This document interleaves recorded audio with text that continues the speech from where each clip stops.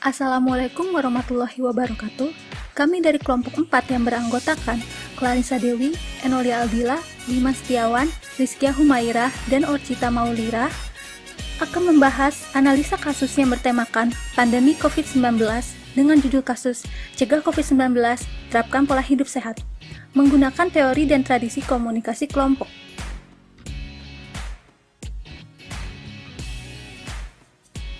Cegah COVID-19, terapkan pola hidup sehat. Dilansir dari republika.co.id, pemerintah sudah jauh-jauh hari mengkampanyekan agar masyarakat menerapkan pola hidup sehat untuk mencegah stunting. Kampanye ini menjadi selaras dengan mewabahnya virus COVID-19.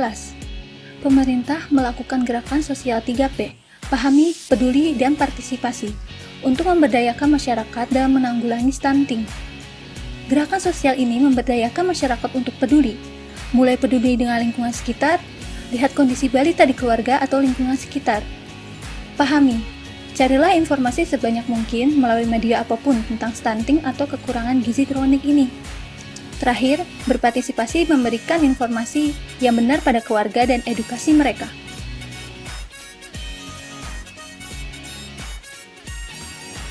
Dirjen Informasi dan Komunikasi Publik, Kementerian Komunikasi dan Informatika, Profesor Dr. Widodo Muktio, melalui keterangan tertulisnya, mengatakan kampanye pemerintah tentang penerapan pola hidup sehat di masyarakat selaras dengan upaya pencegahan penyebaran COVID-19 dewasa ini. Saya sepakat bahwa kampanye untuk menerapkan pola hidup sehat yang kami kampanyekan dalam rangka pencegahan stunting selaras dengan upaya kita bersama untuk mencegah penyebaran COVID-19, kata Widodo. Widodo mencontohkan kampanye untuk mencuci tangan yang dilakukan dalam pemerintah dalam rangka pencegahan stunting selaras dengan penyebaran COVID-19 dapat dihambat lewat kebiasaan mencuci tangan. Contoh sederhana adalah kebiasaan mencuci tangan. Jauh-jauh hari kami telah melakukan sosialisasi dalam rangka kampanye pencegahan stunting. Nyatanya, ini cuci tangan juga dapat menjadi salah satu upaya penghambat penyebaran COVID-19, karena kebanyakan penularan COVID-19 melalui perantara tangan, jelas Widodo.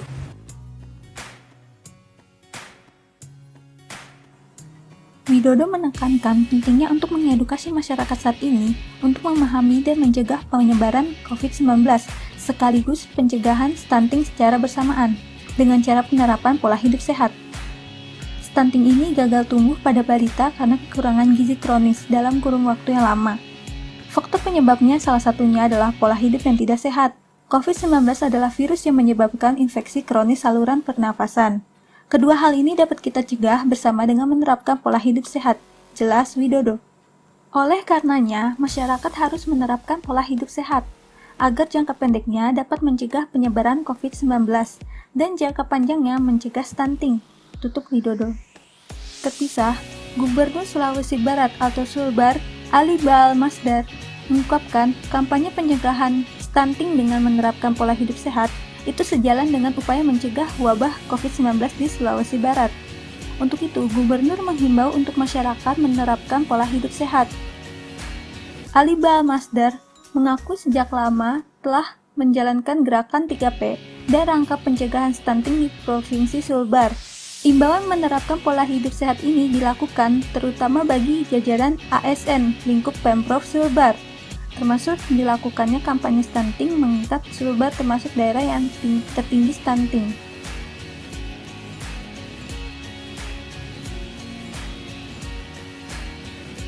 Apalagi dengan kondisi saat ini menghadapi pandemi COVID-19, menerapkan pola hidup sehat sangat penting agar masyarakat terhindar dari COVID-19 dan memutus rantai penyebaran COVID-19.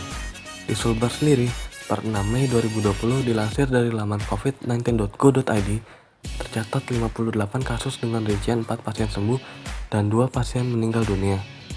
Masuknya pandemi COVID-19 di Indonesia sejak awal Maret lalu itu membuat perubahan di tengah masyarakat, mulai menjaga kebersihan dan rajin mencuci tangan.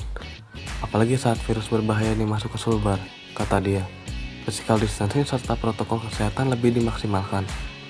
Ali mengharapkan tokoh masyarakat turut berpartisipasi, mengajak masyarakat agar menerapkan pola hidup sehat, dan mengkonsumsi makanan yang bergizi untuk dalam jangka pendeknya mencegah penyebaran COVID-19 dan jangka panjangnya mengentaskan stunting.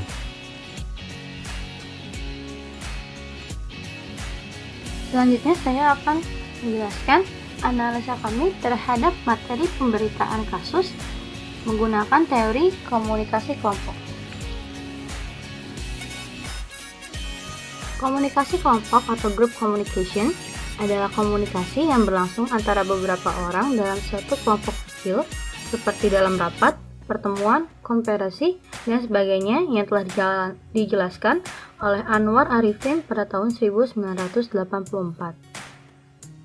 Sedangkan Michel Bargon dalam Wirgianto tahun 2005 mendefinisikan komunikasi kelompok sebagai interaksi secara tatap muka antara 3 orang atau lebih dengan tujuan yang telah diketahui seperti berbagai informasi, menjaga diri, pemecahan masalah, yang mana anggota-anggotanya dapat mengingat karakteristik pribadi anggota-anggota yang lain secara tepat.